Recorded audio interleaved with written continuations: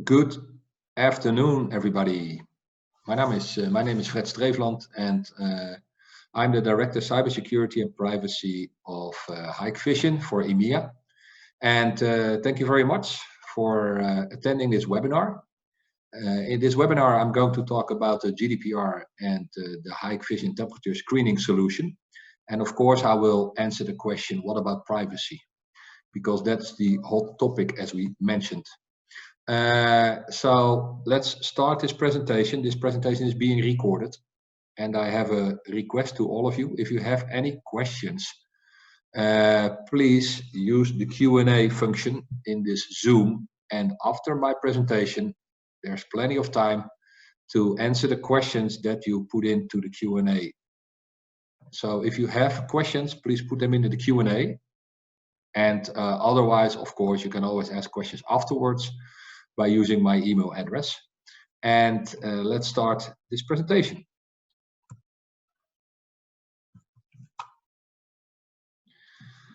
So first, before I start this presentation, I have to put up this disclaimer because I'm not a lawyer, although I know the GDPR by heart. It is an official disclaimer that I have to put in place here. So the content of this webinar will be as follows. I will start with a short introduction, a little bit set the scene, and then I'm going to discuss what is the GDPR, because there's a lot of fuss around the GDPR, and also it's important to know what's in the GDPR and what's not in the GDPR. Like I said, a lot of people make their own interpretation of the GDPR. As you can see in my story later on, that different countries will interpret the GDPR in their own way. So, and I will address this. Also, the UK and Ireland, they have a different view on the data privacy about this temperature screening. And also, I will address shortly what is Hikvision doing about this. How can we contribute? And then I will end with a frequent asked questions. But it's mainly one question which I will ask you during the seminar, and at the end I'm going to address this question. So let's start with the introduction. Short introduction about myself. Let me first introduce myself. My name is Fred Streefland. I'm more than 28 years working in the intelligence and security field. I worked both in the public sector. I was a lieutenant colonel in the Air Force for 20 years, and I also worked in the private sector. And in the private sector, I was working for IBM, Accenture, some companies as a CISO, and my final job was an advisor for Palo Alto Networks. I was a chief security officer for Palo Alto Networks for North and East Europe. And now I'm the director of cybersecurity and privacy for Hikvision. About Hikvision, very shortly, it's founded in 2001 as a digital video surveillance company. It's a public company with 38,000 employees, more than 38,000 employees, and 19,000 of them are R&D engineers. So we put a lot of effort in the R&D. We have more than 500 technology partners in more than 150 countries all over the world.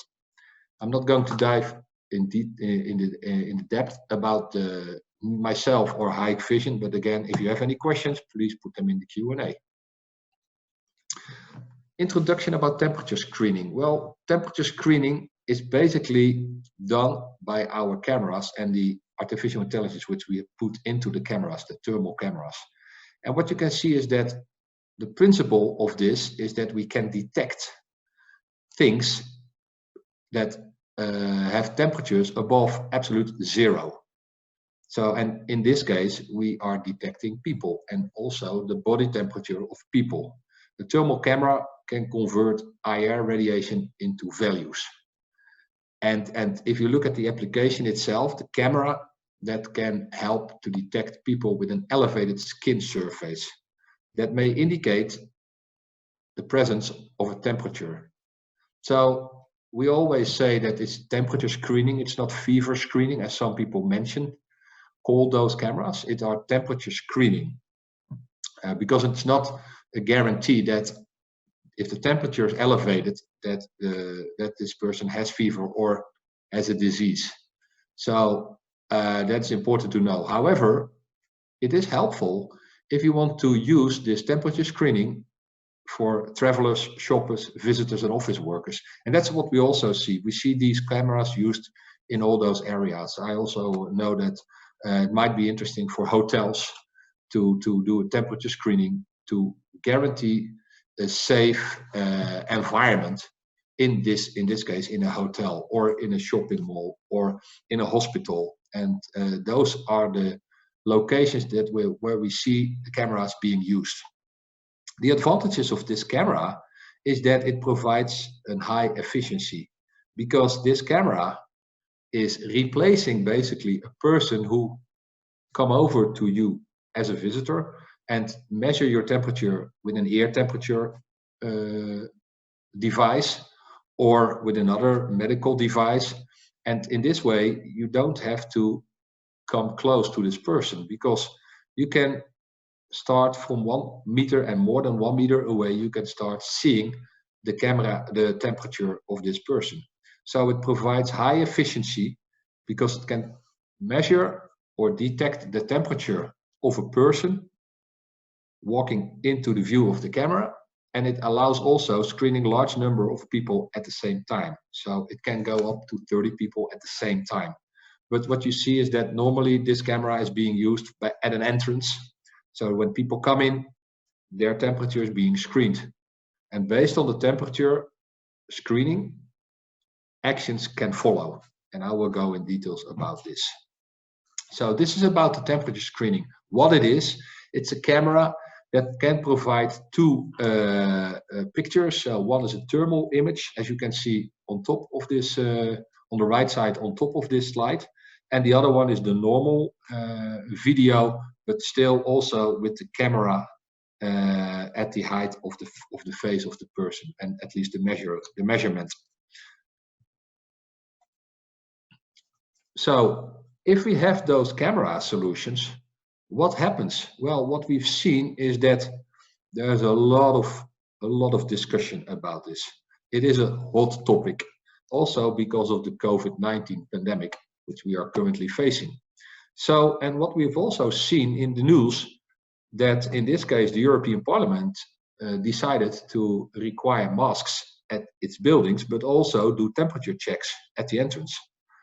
Heathrow is aiming, or I don't know if they are doing it, but this was in the newspaper 2 weeks ago, to carry out temperature checks on passengers.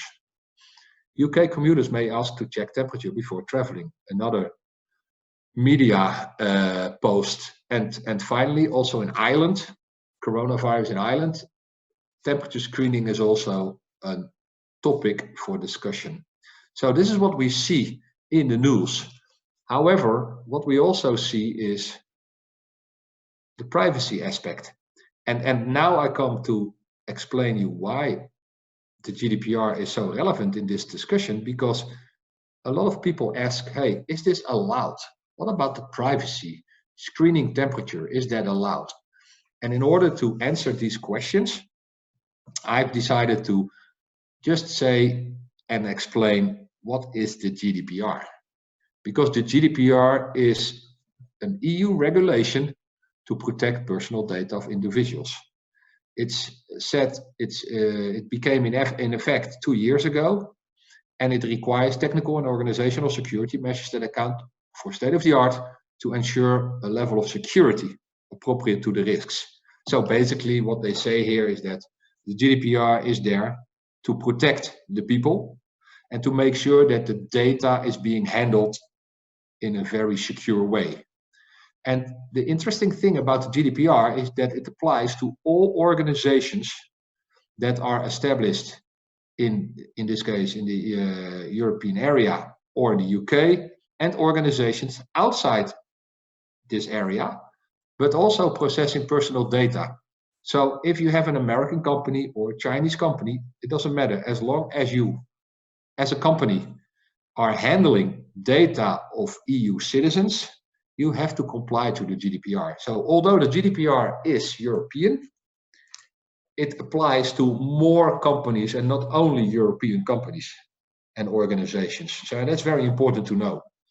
And it requires companies to document compliance and report data breaches within 72 hours after detection. So if something happens with their data, and in this case with personal data of individuals, they have to report this to their authority, privacy authority in their country. In the UK, I think it's ICO, that they report to within 72 hours after detection. And if they don't do this correctly, or they just don't use or apply the GDPR correctly, they can get fines. And the fines are very, very large, because they can come up to 20 million euro or 4% of annual revenue, whichever is higher. And this is also one of the reasons why, when the GDPR came along, a lot of board of directors started to worry and said, oh, how did we do our privacy? How did we do our security on personal data? So it was very good for the awareness. On the other hand, the GDPR was also pretty vague, because it provides guidance. And guidance is not as a checklist, which I will discuss later on in this presentation. But the GDPR is basically the legislation that protects personal data of individuals. That's important to remember. And what is in the GDPR? Well, in the GDPR, we see basically three areas. We see, well, the GDPR itself is like I said, it's a document, and the document has recitals and articles. In total, 99 articles and a lot of recitals. But also, if you look at the GDPR from a helicopter view, you see that there are a lot of articles and recitals talking about the data processing, about the security. There are some articles and recitals talking about the data breach notification, and there are some administrative fines being mentioned in those articles and recitals. But basically, and that's also what I want to do in this presentation, I want to focus on this, on the security, on the data processing, because that's relevant for what we are doing. And also a very important thing in what is in the GDPR, there are some definitions. In Article 4, there are some definitions about what is personal data. And personal data, and this is the definition of it, written literally in Article 4, means any information related to an identified or identifiable natural person. So basically what they say here is that data on which you can identify a person is personal data. So my question to you is, and I come back to this at the end of this webinar, do you think that temperature is personal data?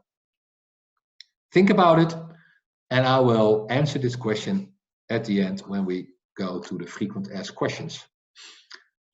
Talking about processing, processing is also defined in the GDPR. And processing means any operations or set of operations which is operated on personal data or on sets of personal data, whether or not by automated means such as collection, recording, organization, etc., etc. So what you see here is that processing personal data is if you are collecting that data, you are recording it with a camera, you store it somewhere, you do something with it, you disclose it. So anything you do with processing of personal data must be compliant to the GDPR. And if we talk compliant to GDPR, we come to the next slide. That is Article 5. Because in Article 5, they say that if you do something with personal data, it should be processed according these guidance, these requirements. So a personal data should be processed lawfully, fairly, and in a transparent manner. It should be collected for a specific, explicit, and legitimate purpose. This is very important. The purpose. Why are you collecting this data? Why are you handling this data? Why are you processing this data? Very important. The processing of the data should be adequate, relevant, and limited to what is necessary. It should be accurate. It should be kept up to date. It should be kept no longer than is necessary. And also it should ensure appropriate security. And finally, it's important to demonstrate this compliance, that you comply with those principles as I just mentioned in Article 5. So I think if you remember this Article 5 and you're working in the CCTV world, and you're working with cameras, and you're working with processing personal data. So for example, you use temperature measuring, temperature screening combined with face recognition or access control, and you process data of persons. You can do that, but make sure that you comply to Article 5. This is key in the GDPR. That brings me to the next point to explain what is not in the GDPR. And what is not in the GDPR is also very important, because a lot of people tell me, well, Fred, I cannot do it because it's not allowed by the GDPR. Well, that's not true. It's not allowed because of the GDPR is not true. And I'm going to explain you why that is not true. Because the GDPR states very clearly what has to be done. It doesn't state what not has to be done, and I will explain that. So in the GDPR, there are no specific details about technical and organizational security measures. There's no detailed explanation of the term state of the art. There's no way that the GDPR describes what kind of data security tools or data security solutions you should use. There are no specific use case mentioned talking about a virus outbreak or any other similar public safety concern, and any other elements that could be used for a compliance checklist. So basically what we see is that there is no compliance checklist in the GDPR. So also what you see is that the GDPR describes what to do, not how to do this. And even more important, I think, is that the GDPR is a facilitator and not an inhibitor. So again, if people tell you, I cannot do that because of the GDPR, that is, excuse my French, not correct, it's bullshit. Because it's not stated in the GDPR that you cannot do things. It's stated in the GDPR that you have things according what's stated in the GDPR. So it's a facilitator. It's a requirement and not an inhibitor. And that is very important to understand. So the GDPR is there to assist and not to obstruct. Keep that in mind. That is very important. And based on the GDPR, the EU member nations and the countries in Europe, they came up with their own national legislation, translated the GDPR, or came up with their own amendments. And that makes this whole story pretty complex, because the GDPR is pretty clear. But the own amendments, and what we have seen is that the data privacy authorities in the different European countries, they have a different view on things. So what we have seen is that due to new developments, they constantly change their guidance. And some DPA, some data privacy authorities, are permissive towards temperature screening. So they allow temperature screening. Countries like Austria, Cyprus, Greece, Germany, Italy, Portugal, Slovakia, and the UK, they allow temperature screening. Then we see some data protection authorities in countries that are very restricted. So they don't allow it unless there is a small opening. And countries like this are Belgium, Hungary, France, the Netherlands, Spain, and Sweden, just to mention some. And most of the European countries, they don't have a statement on their website yet. They don't have an opinion, or they are not mentioning this. And Ireland is one example of this. So we have three kinds of, call them nation statements. It's allowed, it's not allowed, it's unknown. And what we've seen is that all of those DPAs, they give their own translation to the GDPR guidance. And that makes it so complex. So I will always advise stick to the GDPR, because that is the legislation, that is the EU legislation.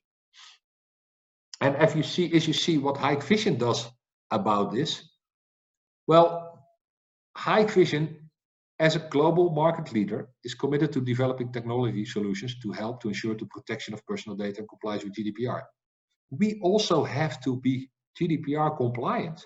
So if we process personal data, which we do in our IT environment, we are making sure that this is according to GDPR.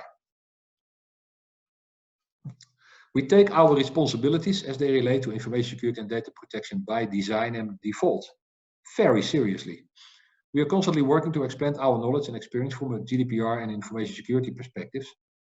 So we do everything we can to assist you guys in this case, in this GDPR discussion. Again, I'm not a lawyer, although I worked a lot with the GDPR. I implemented the GDPR in one of my previous jobs.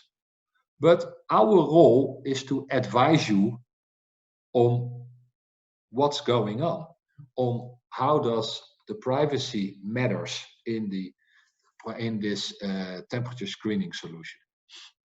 And finally, in order to show that we indeed take it very seriously, we appointed a cybersecurity director, which is me, and a legal counsel in the EMEA organization. And also in each country, we have legal counsels who are addressing GDPR compliance. So we try to do our best to help you and assist you in this GDPR discussion. Talking about the cameras and the temperature screening solution, we provide the cameras. It is up to the users, we call them end users and customers, how to handle the data, because we don't handle data because we provide the cameras and the solution, but the data is being handled by the end user. And that's exactly why we would like to advise you guys as good as possible and as transparent as possible to assist you in this. So this is how we contribute. Which brings me to my last slide, which is about the frequent asked questions. And there are not a lot of questions. It's basically one question. And it's also the question that I asked you in the beginning. Is the temperature of a person personal data? Which means that if it's personal data and you're processing it, then you should comply to the GDPR. However, it depends. Temperature alone is not personal data, simply because you cannot identify a person only based on his or her body temperature. If I get a body temperature of 36.5, I cannot identify a person only on his body temperature. However, if the temperature is combined with another identifier, so I can see the person on the camera, or I combine this temperature data with his face recognition data or with his identity, and it's used in my IT systems, or it's opening a gate or a guard is looking at it, he or she identifies the person, combined with the temperature, then you have to comply with the requirements as stated in Article 5 of the GDPR. So this is very important, that this is the key of the discussion. Because again, in some countries, they say, well, it's not allowed unless you do this. In some countries, they say it is allowed. So, and what you see in the different countries, and also in the Netherlands, for example, that it is allowed if you don't combine it and you don't process it with other identifiers, so to say. So you can screen the temperature, but you're not allowed to do something with it.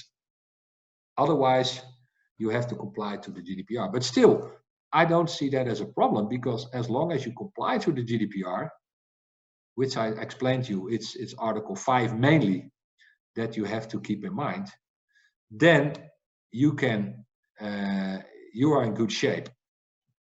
So that's basically the story I wanted to tell you and explain you the GDPR, also based on the temperature screening. And I understand there's a lot of questions because there are a lot of different scenarios. And again, my advice is that please consult with your local lawyer, because in every country, every scenario might be different. So, and as I told you, in the UK, the ICO indeed stated something about temperature screening. You can find it, you can look it up in the ICO website. In Ireland, they didn't state anything about it, the privacy authority. But please be aware of the different statements of the privacy authorities, and also be aware that these statements might change very rapidly. That's what we've seen in Europe. That's what we've seen all over the place, that these statements are very much discussion nowadays. So, but I always like to stick to the facts. That again, temperature alone is not personal data, although there are DPAs that think temperature is the personal data. So also there's a discussion going on.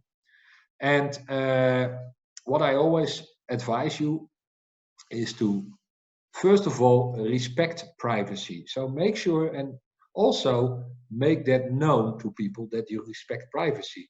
If you want to install temperature screening, make sure, and it helps if you inform the people that their temperature is being checked. And also, the most important thing, make sure that you have a good reason why you are allowed to do this temperature screening. And one of the reasons is, for example, another recital, I think recital paragraph 4 in the GDPR states that you have to make sure as an employer to assure a safe working environment for your employees. So that is a good purpose why you can do this. Another thing is that in a hospital, everybody understands that people, before they enter the hospital, must be measured on their temperature. Because in a hospital, it is a very, very sensitive area with a lot of people that are very vulnerable. So these are the things that can be discussed. But also, like I earlier said, in hotels, I can imagine that as a hotel owner, you would like to install these solutions just to guarantee your hotel guests a safe environment. Again, it's not a guarantee that an elevated temperature means that this person is sick or has fever, but it can be the first step in a process where if you see an elevated temperature, you can tell the person, hey, please check your temperature with a doctor, with a medical person, or go home. At least it can be the first step in a triage. So that's also how we see and how we think about the cameras that we are using for solving what we can solve, is the fact that in this case, temperature screening can assist. It's not a silver bullet. It can assist in identifying an elevated temperature, and also can be the first step of a process. So, and I think that's very important to understand, that it is this temperature screening, as I stated in the beginning, it is safe and it's very efficient. And that's exactly the reason why we see a lot of companies and organizations starting to use this temperature screening solution. Again, that's my story. Thank you very much for your attention.